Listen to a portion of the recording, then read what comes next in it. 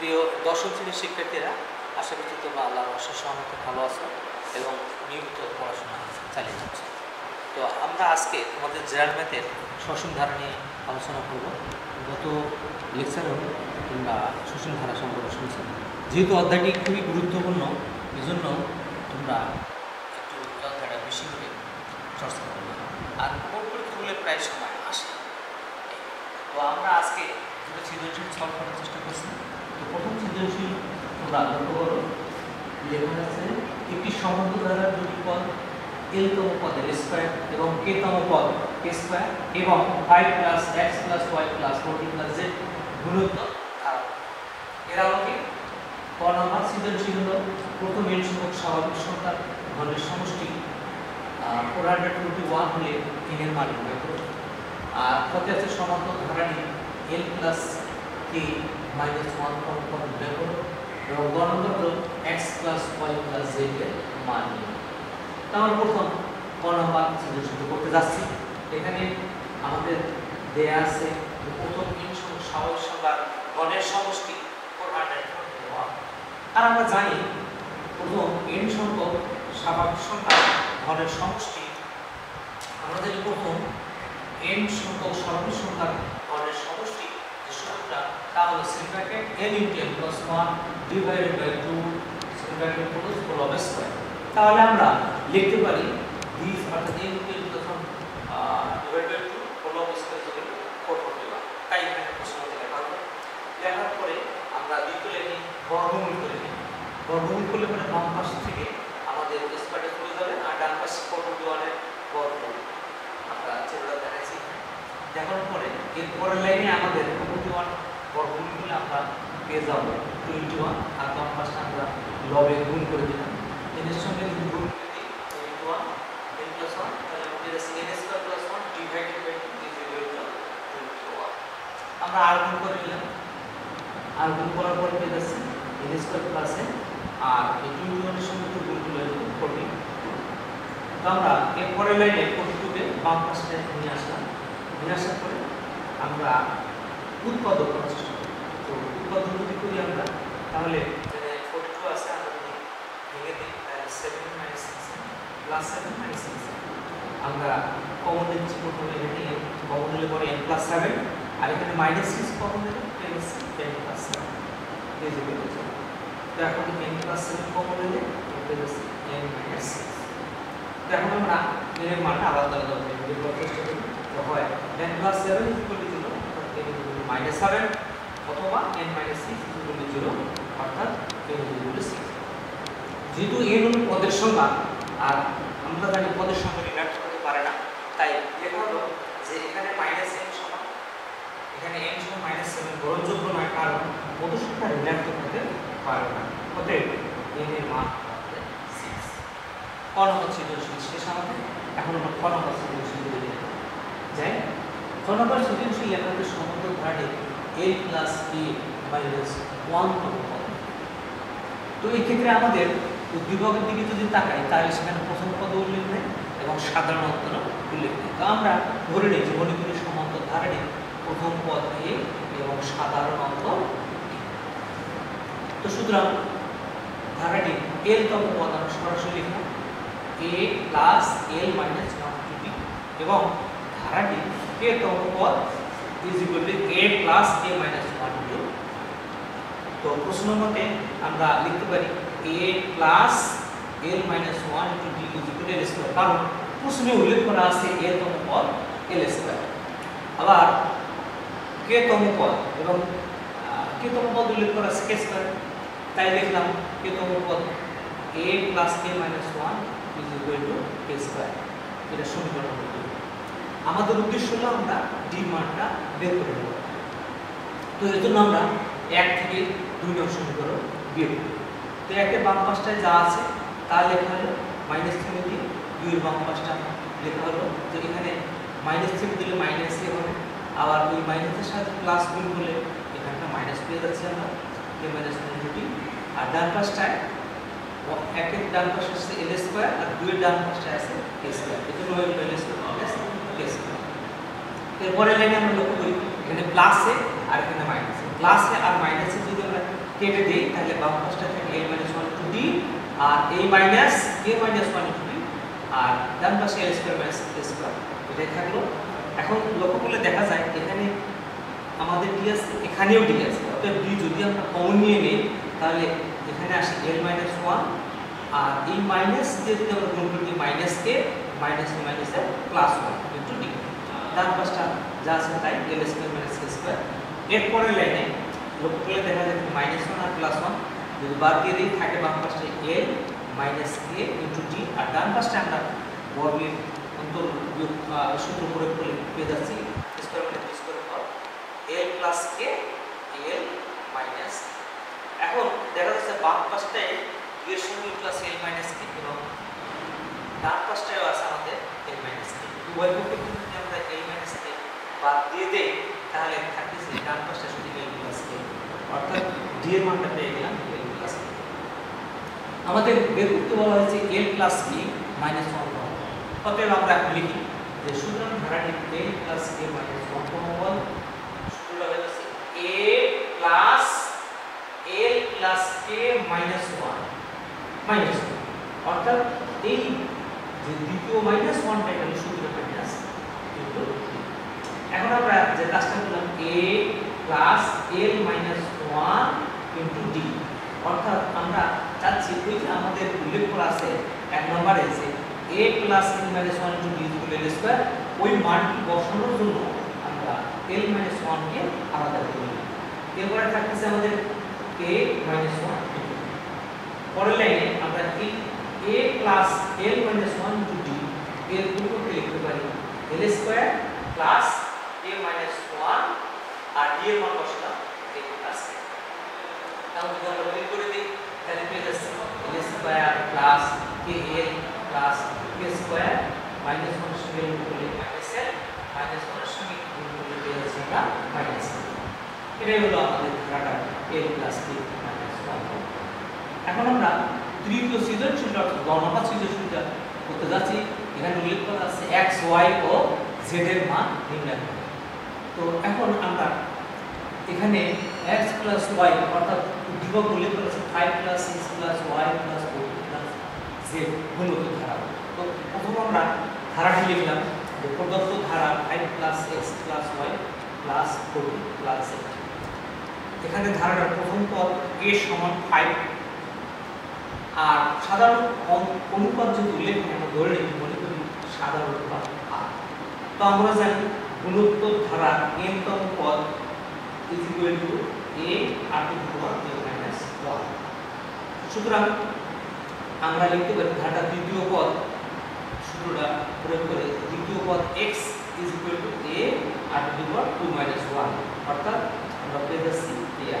তৃতীয় পদ এখানে আমাদের y, তো তৃতীয় পদ y সমান আমরা লিখতে পারি a r to the power 3 minus 1 is equal to অর্থাৎ 3 to 1 বাদ দিয়ে পেয়ে যাচ্ছে 2।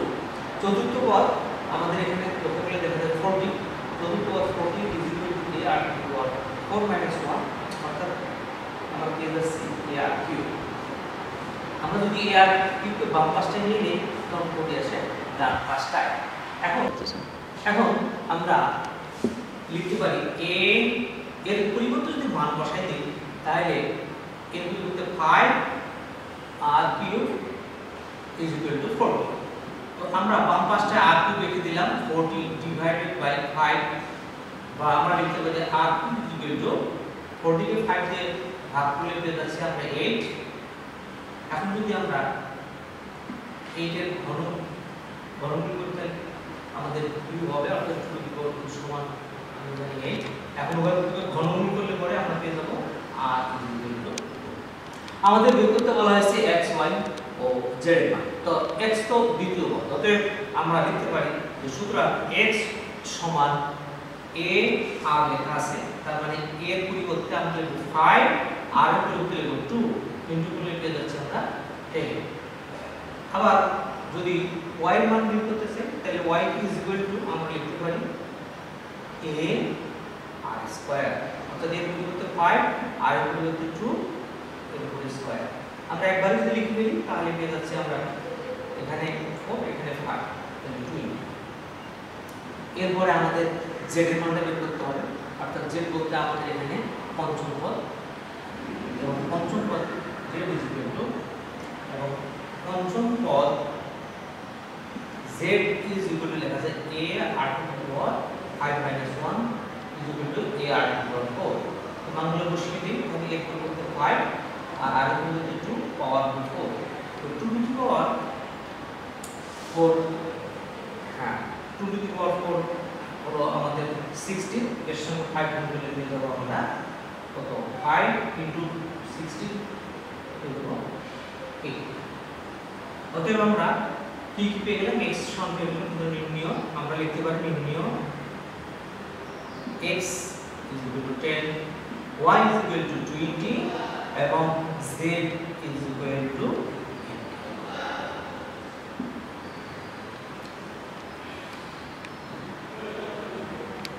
আমরা এবারে দ্বিতীয় সৃজনশীল নিয়ে একটু আলোচনা করব।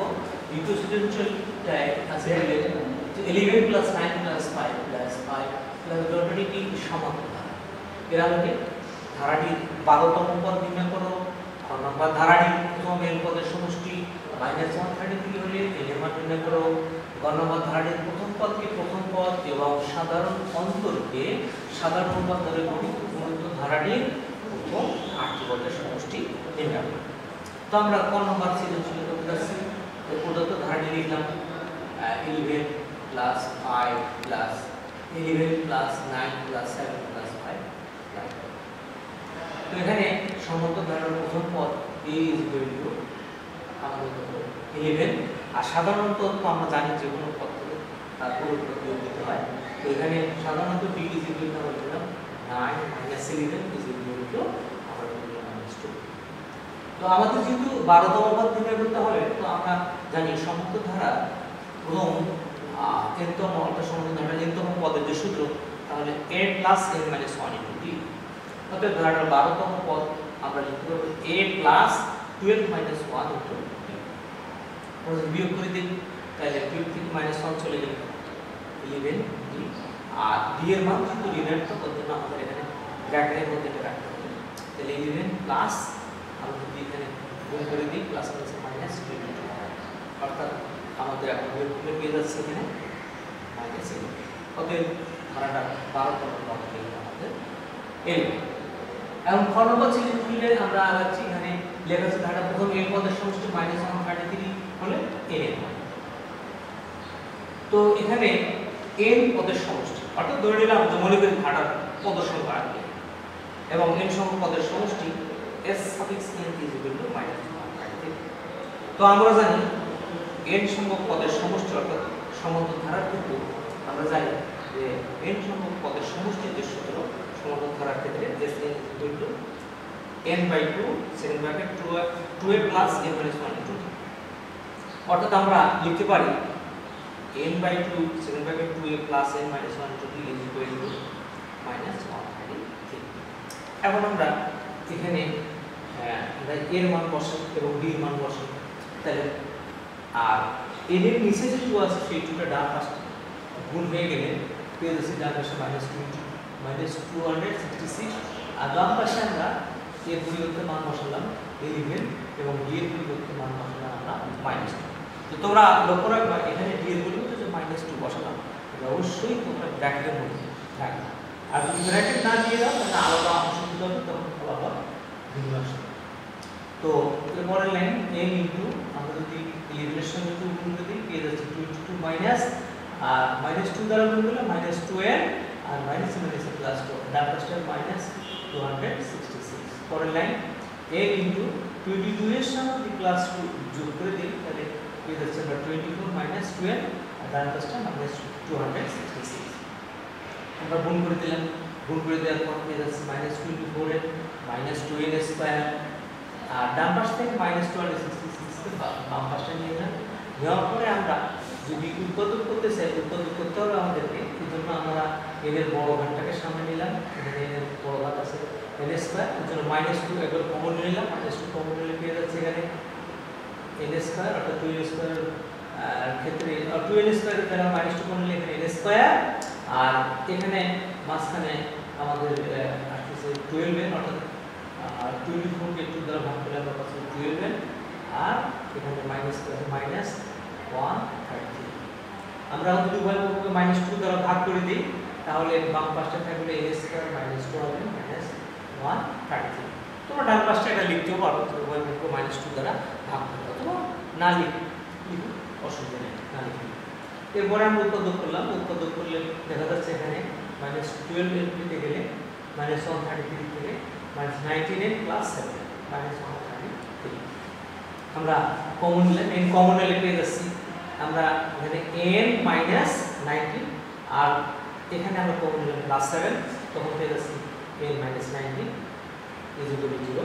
এখন আমরা যদি n -19 কমন নিই তাহলে থাকে যে আমাদের এখানে n আর এখানে 7। এখন আমরা আলাদা আলাদা ভাবে এর মান বের করি, তো হয় n -19 0 অর্থাৎ সুতরাং n সমান 19 অথবা n + 7 0 অর্থাৎ n 0। এখানে আমাদের লক্ষ্য করতে হবে যে মাইনাস n এর মান যে মাইনাস আসছে আমরা ভুল করব না, কারণ n বলতে পদের সংখ্যা বোঝায়, তাই লেখা হয়েছে এখানে n সমান -7 গ্রহণযোগ্য নয়, কেন না পদের সংখ্যা নির্ণয় করতে পারে না, অতএব আমাদের নির্ণয় মান হবে 9।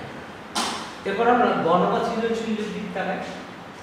তো গণনা সৃজনশীল লেখা আছে ধারা প্রথম পক্ষে প্রথম পদ এবং সাধারণ অন্তরকে সাধারণ অনুপাত ধরে গণিত ধারাটা প্রথম 8টি পদের সমষ্টি নির্ণয় করো। তো তোমরা এখানে লক্ষ্য করো যে আমাদের ধারাটির প্রথম পদকে অর্থাৎ আমাদের দ্বিঘাতে যে ধারাটি আছে সেই ধারাটির প্রথম পদকে প্রথম, তাহলে দ্বিঘাত ধারাটি আমাদের উল্লেখ করা আছে 11, প্রথম পদ 11, তাহলে আমরা গণিতের প্রথম পদ লিখব a সমান 11 এবং সাধারণ অন্তর যেটা আমরা গণনা সৃজনশীলে পেয়ে গেছি সাধারণ অন্তর d -2, অতএব আমাদের এখানে সাধারণ অনুপাত হবে r সমান -2, যা আমাদের নিচে ছোট। আমরা ধারাটি নির্ণয় করতে গেলে আমাদের পর্যায়ক্রমে দ্বিতীয় পদ এবং তৃতীয় পদ বা চতুর্থ ক্রমান্বয়ে নির্ণয় করতে হবে। তো এই জন্য আমরা লিখলাম ধারাটা দ্বিতীয় পদ r = 2 - 1 লেখা যায় r, এর পরিবর্তে 11 আর এর পরিবর্তে লিখলাম -2, গুণ করে দিলে পেয়ে যাচ্ছে -22। তৃতীয় পদে আসি, তৃতীয় পদ এই r = 3 - 1 = a r², এর পরিবর্তে 11 লিখলাম আর এর পরিবর্তে -2 লিখে হোল স্কয়ার দিলাম, এতে গুণ করলে আমাদের আসে 44, আর যেহেতু মাইনাস এর উপর স্কয়ার এজন্য আমাদের প্লাস এসে গেল। এখন আমরা ধারাটি লিখলাম, অর্থাৎ ধারাটি হলো 11, প্রথম পদ আমাদের 11 আর দ্বিতীয় পদ পেয়েছি -22 এবং তৃতীয় পদ +44। দেখা যাচ্ছে যে প্রথম পদ প্লাস দ্বিতীয় পদ মাইনাস, তো তৃতীয় পদ প্লাস তাহলে চতুর্থ পদ মাইনাস, এই জন্য মাইনাস চিহ্নটা তোমরা খেয়াল করবা, এরকম চলবে। তো আমাদের যেহেতু প্রথম 8টি পদের সমষ্টি নির্ণয় করতে বলা হয়েছে, তো আমরা জানি গুণোত্তর ধারার প্রথম n সংখ্যক পদের সমষ্টি আমরা যেটা জানি সেটা হলো, আমরা জানি গুণোত্তর ধারা ধারাটা এখানে আমি একটু লিখে নিচ্ছি, গুণোত্তর ধারা প্রথম n সংখ্যক পদের সমষ্টি, গুণোত্তর ধারা প্রথম n সংখ্যক গুণোত্তর ধারা প্রথম n সংখ্যক পদের সমষ্টি যে সূত্র তা হলো Sn = a × 1 - r⁴ divided by 1 - r। এখানে লক্ষণীয় বিষয় যে r এর মান যদি 1 এর চেয়ে ছোট হয় তাহলে এই ফর্মুলা ব্যবহার করতে হবে। তো সুতরাং ধারাটার প্রথম 8টি পদের সমষ্টি হবে, এখানে n এর পরিবর্তে আমাদের 8 হবে = a first bracket 1 - r⁴ bracket close divide by 1 - r।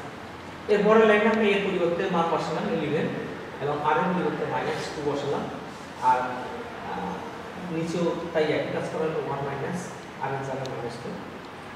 যেহেতু এখানে r এর মানটা মাইনাস, এর জন্য আমরা ব্র্যাকেট দিলাম। এরপরে লাইনে আছে 11 × 1 - 2 এর উপর 8 পাওয়ার, অর্থাৎ এর মানটা আসবে 256। এখন 256 থেকে যদি আমাদের 1 চলে যায় বাদ দিয়ে দিই তাহলে পেয়ে যাচ্ছে আমরা -255, আর সামনে আছে 11, গুণ করে দিলে পেয়ে যাবো 2805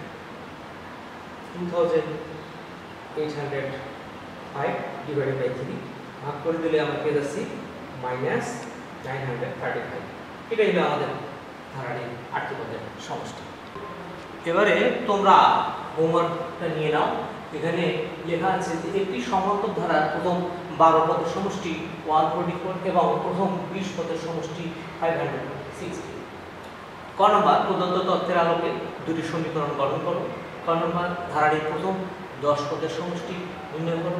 গ নম্বর ধারাটির প্রথম n পদের সমষ্টি 320 হলে n এর মান নির্ণয় করো। তোমরা এই হোমওয়ার্কটি করে 2 দিনের মধ্যেই আমাদের স্কুলের ফেসবুক পেজে তোমাদের কমেন্টস বক্সে তোমরা পাঠিয়ে দিবা। এত গুরুত্বপূর্ণ, তোমরা এর আগে বলেছি যে এগুলো হোমওয়ার্কটা অত্যন্ত গুরুত্বপূর্ণ, এটা তোমরা হেলা করবে না। তো আশা করি তোমরা 2 দিনের মধ্যে পাঠাবে। তো তোমরা ভালো থেকো, সুস্থ থাকো, এই আশা করে আজকে ক্লাসে পর্যন্ত শেষ। Thank you very much.